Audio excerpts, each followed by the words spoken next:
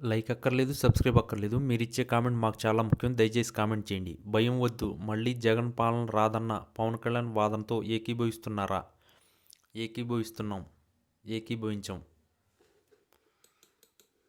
ఆంధ్రప్రదేశ్ రాజకీయ యావనికంపై ప్రస్తుతం ఒకే రచ్చ హోరెత్తుతుంది. కూటమి ప్రభుత్వంలో అన్నీ సజావుగానే ఉన్నాయా, లేక లోపల ఏమైనా విభేదాలు పూడుస్తూ ఉన్నాయా అన్న సందేహాలు ఉప ముఖ్యమంత్రి పవన్ కళ్యాణ్ చేసిన తాజా వ్యాఖ్యలు మరింత ఆజ్యం పోస్తున్నాయి. గత కొన్ని రోజులుగా రాష్ట్రంలోని వివిధ ప్రాంతాల్లో పర్యటిస్తున్న జనసేన క్షేత్రస్థాయిలో పరిస్థితులను గమనిస్తూ చేస్తున్న వ్యాఖ్యలు రాజకీయ వర్గాల్లో పెను సంచలనాలను సృష్టిస్తున్నాయి. ముఖ్యంగా 3 పార్టీలు కలయికతో ఏర్పడిన ఈ కూటమిలో సమన్వయం ఎలా ఉందనే దానిపై ఆయన ఆసక్తికరమైన విశ్లేషణ చేశారు. ప్రభుత్వం చేపట్టిన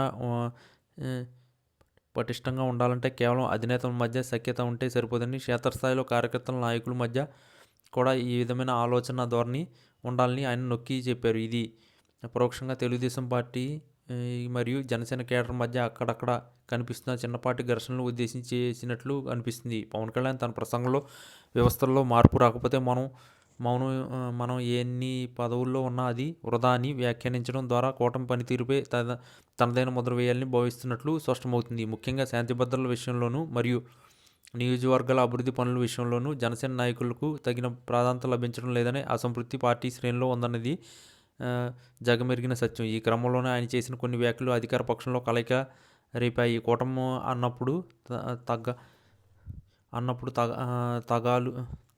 త్యాగాలు ఉండాలని, అలాగే గౌరవప్రదమైన భాగస్వామ్యం కూడా ఉండాలని ఆయన గుర్తు చేయడం గమనార్హం. తాము కేవలం అధికారం కోసం కలిసిన వారు కాదని, రాష్ట్ర పునర్నిర్మాణం కోసం ఒకే తాటిపైకి వచ్చామని చెబుతూనే పాలనాపరమైన లోపాలను ఎత్తిచూపడం ఆయనలోని పరిణితిని మరియు నిర్మోహమాటం వైఖరిని చాటుతుంది. రాష్ట్రంలోని కొన్ని నియోజకవర్గాల్లో పాత కక్షలు ఇంకా కొనసాగుతున్నాయని, గడిచిన 5 ఏళ్లలో ఒకరిపై ఒకరు పోరాడిన వారు నేడు కలిసి పనిచేయడం కొంత ఇబ్బందిగా ఉన్న మాట వాస్తవమే అని పవన్ అంగీకరించడం చర్చనీయాంశమైంది. అయితే ఈ అంతర్గత విభేదాలు ప్రతిపక్షాలకు ఆయుధంగా మారకూడదని ఆయన హెచ్చరించారు.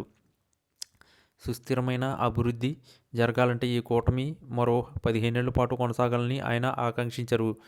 కానీ ఇదే సమయంలో క్షేత్రస్థాయిలో పార్టీల మధ్య సమన్వయం లోపిస్తే అది ప్రభుత్వ లక్ష్యాలను దెబ్బతీస్తుందని ఆయన అభిప్రాయపడ్డారు. ముఖ్యంగా అధికారులు మరియు ప్రజాప్రతినిధులు కలిసి పని చేయకపోతే ప్రజల్లోని తప్పుడు సంకేతాలు వెళ్ళాయని ఆయన ఆందోళన వ్యక్తం చేశారు. ఈ వ్యాఖ్యలు వెనుక ఉన్న అసలు ఉద్దేశం కేవలం విభేదాలను ఎత్తి చూపడమే కాకుండా వాటిని పరిష్కరించుకుని ముందుకు వెళ్లాలనే బలమైన కోరిక అని రాజకీయ విశ్లేషకులు భావిస్తున్నారు. పవన్ కళ్యాణ్ తన పార్టీ మంత్రులకు మరియు ఎమ్మెల్యేలకు కూడా స్పష్టమైన ఆదేశాలు ఇచ్చారు. అధికారం అనేది బాధ్యత అని, అది అహంకారానికి వేదిక కాకూడదని ఆయన హెచ్చరించారు. కూటమిలో ఏమైనా సమస్యలు ఉంటే వాటిని అంతర్గతంగా పరిష్కరించుకోవాలని, బహిరంగ విమర్శలు ఇవ్వకూడదని చెబుతూనే తాను రాష్ట్ర ప్రయోజనాల కోసం ఏ విషయంలోనూ రాజీ పడే ప్రసక్తే లేదని స్పష్టం చేశారు. మొత్తానికి పవన్ కళ్యాణ్ చేసిన సంచలన వ్యాఖ్యలు కూటమిలోని పార్టీలు ఒక వెలుపులో ఉంటువని చెప్పవచ్చు.